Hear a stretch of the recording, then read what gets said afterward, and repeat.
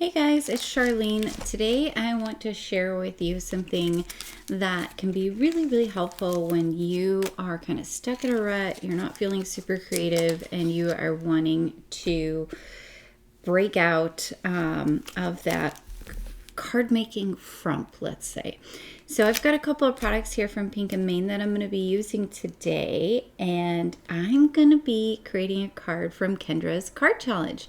If you're not familiar with Kendra's card challenge, don't worry, I'm going to tell you all about it, and it is such a fun way to get back in that creative spirit. First, I want to show you these two dies I'm using today. You don't need to use these for the challenge. You don't need to use anything I'm using, but if you are interested in anything I'm using, definitely check down below in the description.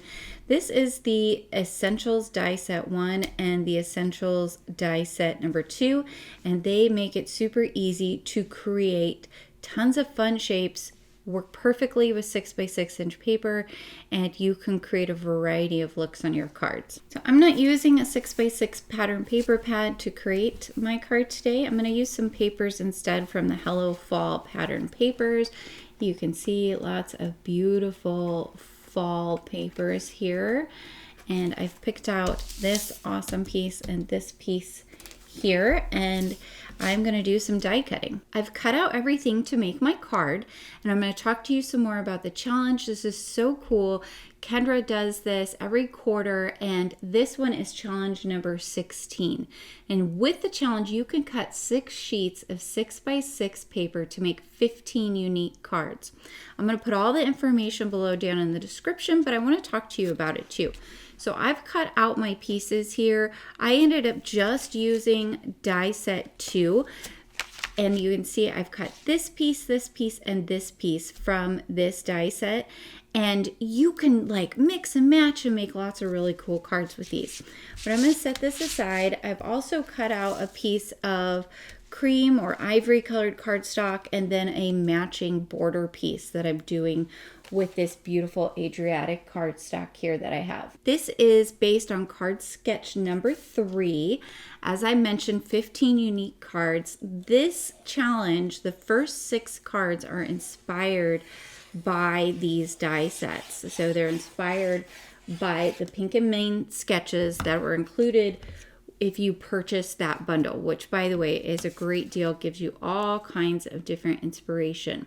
I'm not going to share today what the sizes of the pieces are that I'm using, because you can find it all really easily in Kendra's free printable on her Patreon page. Now, you can play along once a month in the challenge by creating a full set of 15 cards and then enter it into the official entry album on the Facebook group. Let's talk about the prize sponsors real quick here. I just want to show you so many awesome companies involved as prize sponsors for her awesome challenge, right? You've got Altenew, you've got Artful Angel, Colorado Craft Company, Pink and Main, who I'm using today as part of this, Not Too Shabby, all these things. So as part of the challenge, you can win prizes by submitting a picture according to the rules in the entry album, okay? But separate from that, we are doing a giveaway hop. Kendra asked me if I wanted to join. I said, yeah, because I love your concept. I love the whole idea of your challenges. They're awesome.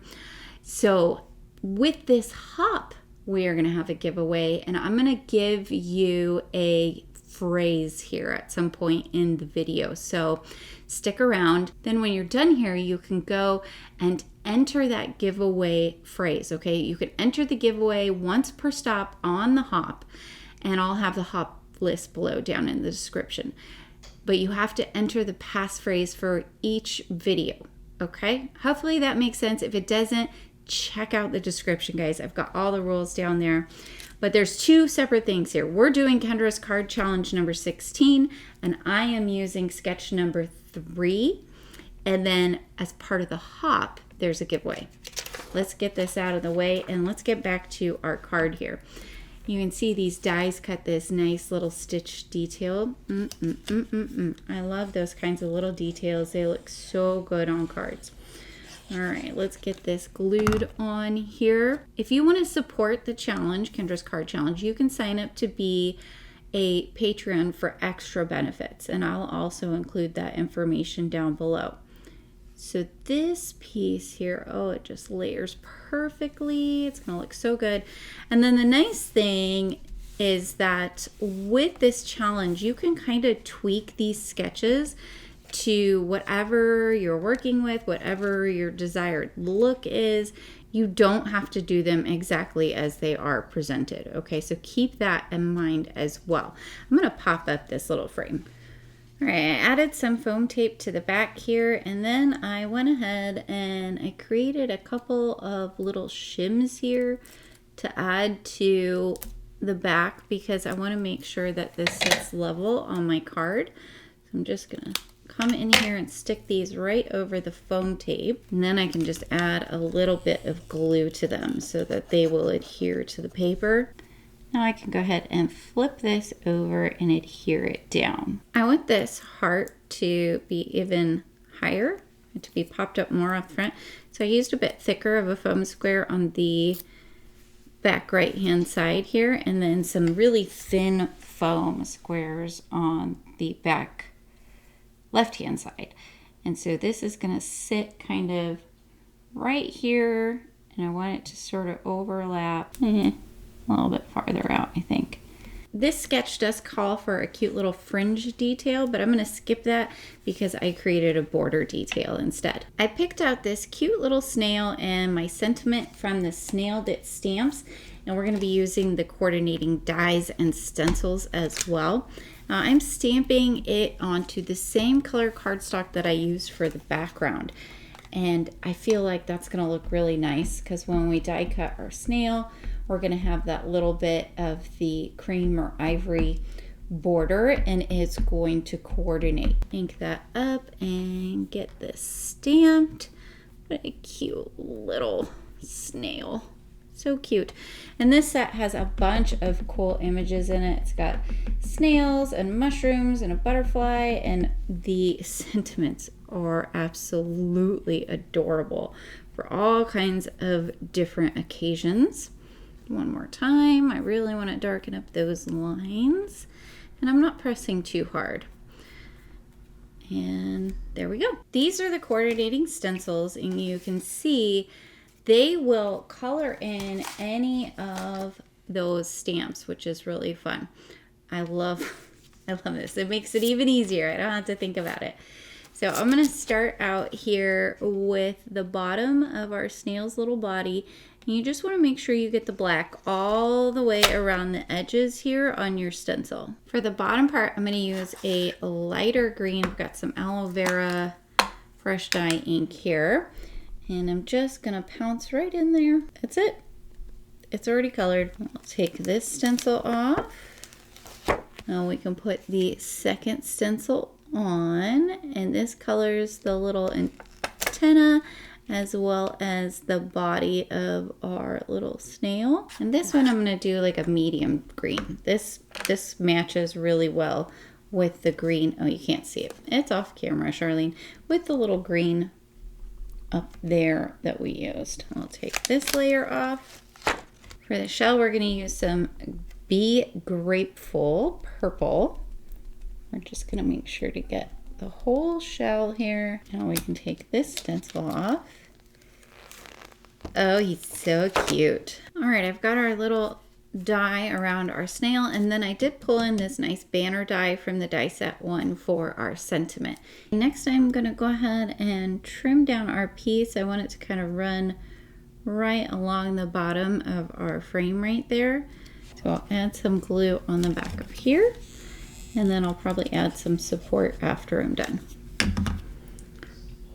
I added some foam tape to the back here and took off the release tape, and I want our little snail to be centered and kind of riding along on our sentiment strip.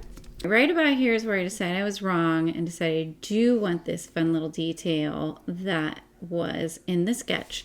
So this is the Essentials Die Set 1, and this edge right here cuts that, but no big deal. We can easily add that in here. I'm just going to add some glue here right along the edge of that paper.